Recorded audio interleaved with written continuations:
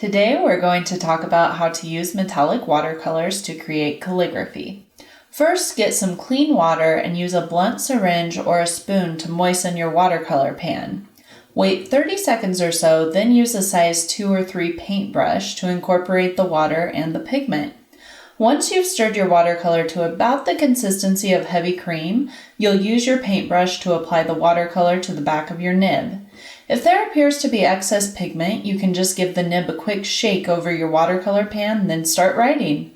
The paint should write just like any other calligraphy ink. Don't worry if you experience ink flow issues when using metallic watercolor to write calligraphy. It can be really tough to get the correct consistency. If the water won't descend from the nib, you probably just need to add more water to your formula, which you can do with your paintbrush. To encourage flow, you can gently touch the tip of your nib to the moistened watercolor, then put your pen to paper. The flow should be nice and smooth.